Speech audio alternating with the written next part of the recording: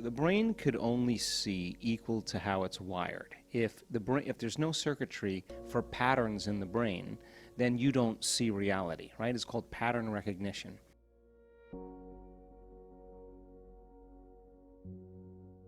So then how do we begin to see things that exist but we don't have the circuitry to perceive, right? In other words, we don't see things how they are, we see things how we are. So you spend the majority of your life narrowing your focus on everything material in this three-dimensional reality. You see objects, you see things, you see people, you see bodies, you see places, and our senses plug us into the three-dimensional reality. So everything that's known to us is wired in our thinking neocortex. So what we're seeing, and it's happened to me so many times, let's say you have a profound mystical experience. There's 4 states of consciousness. There's wakefulness, there's sleep, there's dreaming, and then there's the transcendental moment. Now that transcendental moment is something that we have been working to induce. In fact, we now know we can induce it. We've measured it. We know the pineal gland in certain areas of the brain become active, that the limbic brain all of a sudden moves into high frequencies, and a person has a full-on sensory experience without their senses. In other words, whatever's going on between their ears is more real than anything they've ever experienced before. So if your senses are heightened, right now, if everything you were seeing, hearing, smelling, tasting, feeling, if your senses were heightened, your awareness of everything around you would be heightened as well. Well, awareness is consciousness, and you can't have consciousness without energy. So in a sense then, if a person has a transcendental experience and they start interacting with beings that are not physical, if they have that really profound experience, that experience is going to be logged in their brain because experience enriches their brain, yes? The end product of an experience is an emotion, but you wouldn't feel fear from these beings. You would feel a kind of a love or a grace or a presence or an acceptance. And so then you wouldn't be intimidated or afraid of them. You wouldn't throw them into the box of some dogma or superstition. It's a profound moment where you're feeling such profound and intense love that you're leaning in and paying attention to the pictures in your mind. And in a sense, the stronger the emotion you feel from that inner event, the amount of gratitude or love or joy that you feel, the more you pay attention to the pictures in your mind. Now you're branding and embossing new circuitry in the brain. Now what's the significance of that? Well, when you come back to your senses, to Lilu, now you can perceive a broader spectrum of reality because you're going to begin to see things that have always existed, but you didn't have the circuitry to perceive them. So then, as we activate the pineal gland, it acts like a radio receiver, and those tiny little crystals, as we talked about in our last interview, begin to shimmer. And if a student or a person can begin to tune into energy and frequency, to know how to suppress the mechanism of the neocortex, the memory bank of the known self, to slow their brain waves down into theta, and in that state where the body's asleep and the mind is awake, and you can tune into frequencies and activate that system, that little pineal gland is going to hook into a frequency that's carrying information, and it's known as a transducer, which means it's like a radio antenna or a TV antenna. It's going to translate that frequency into profound imagery. That imagery then is not going to be anything that's known to you. It's going to be something that's outside the scale of known. So when a person comes back to their senses, they're going to perceive a broader spectrum of reality. So I guess about 5 or 6 years ago, I started sensing these presences in the room during our week-long events. It started at the week-long events. Well, it started at the 5-day, 4.5-day workshops. I started, out of the corner of my eye, started perceiving certain things, primarily when we were doing the pineal gland meditations. At other meditations as well, but there was an energy in the room that I noticed, and they're very noble, and they're very interested in what we're doing. Observing? Many, many times in the beginning, they observe. They are along the walls, and they're not small. They're very, very tall. How tall? Most of them probably 3 meters, maybe more tall. I mean, they're beautiful and big, and they have this grace about them and this presence, and they're very interested. They observe, And when I started seeing them and perceiving them, I never really asked who they were. I just observed. And for me, when we do the pineal gland meditations, I'm up at 3 in the morning or 2:30 in the morning, and we're going, and everybody's sitting up and laying down, and I'm awake the entire time, and I'm working with the audience, and I start doing the meditations with my eyes closed while I'm doing it, and a lot of times I open my eyes and I'm in theta.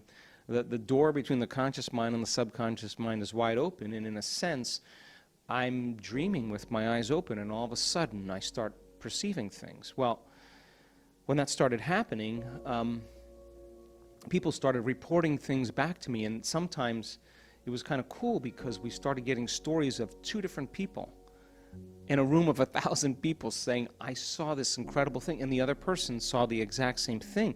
And I saw something very similar. I never said it, but all of a sudden you're starting to get a collective noticing something happening. Well, I was getting ready for the day at one of our events, and as I was waking up and moving around and I was between worlds, they started talking to me.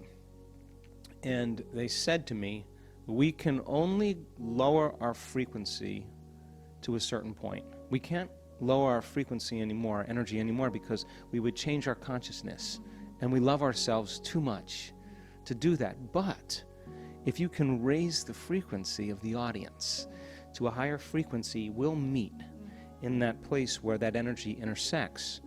And so there's an invitation or a door for them to move through or to exist as.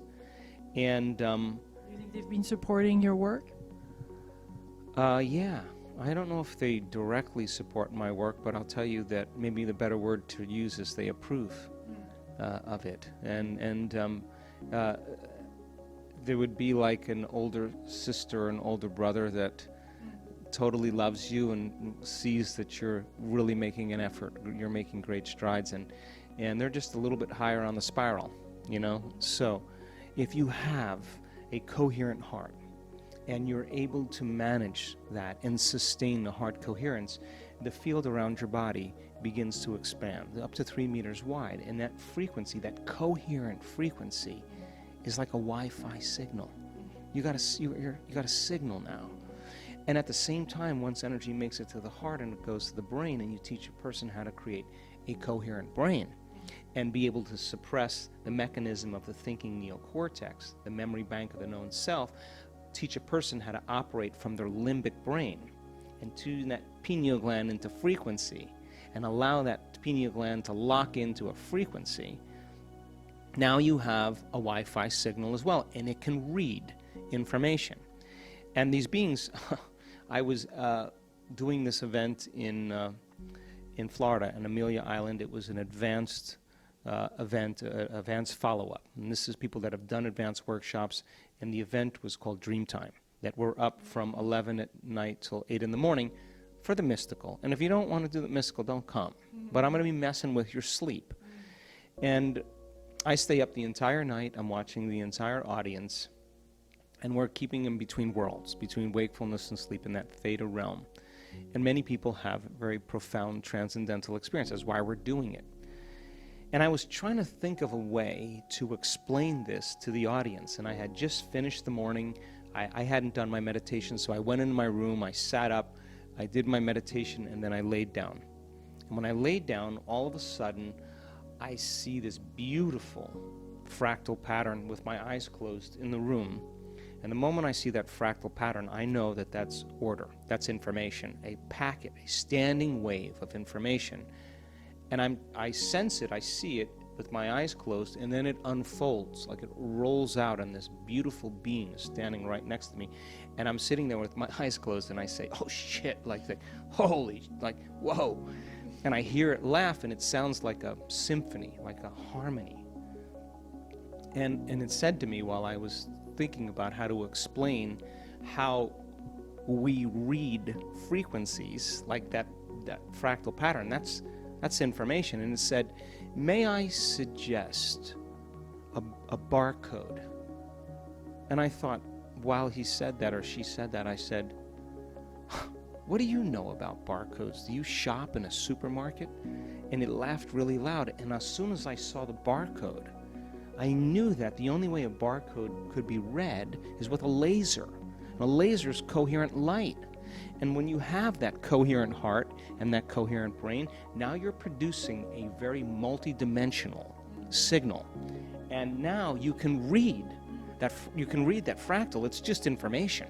It's coming from source, and it's slowing down into patterns, and your pineal gland is actually going to take that and transduce that into profound imagery. That's what it's going to do. So it's like a barcode. So then, as we begin to create more coherence in the brain, more coherence in the heart, you're creating a very profound laser, a Wi-Fi signal that can allow you to read information. You can't read it if you're separate. You can't read it if your brain's incoherent. You can't read it if your heart's incoherent. And so the more coherence and order you have, the more the experience gets enriched, because you can't read that information unless you're ready for it. That's the point. So as people start getting through this and they start having very profound moments, and they're now opening their heart, and they can sustain heart coherence, and they know how to create brain coherence. That's the formula. And now they have a laser. They have coherent light and information that can read information that exists beyond the senses. And the pineal gland, once activated, will transduce it into profound imagery. And whether you see it with your eyes open or your eyes closed, it doesn't matter, because it's more real than anything you've ever experienced.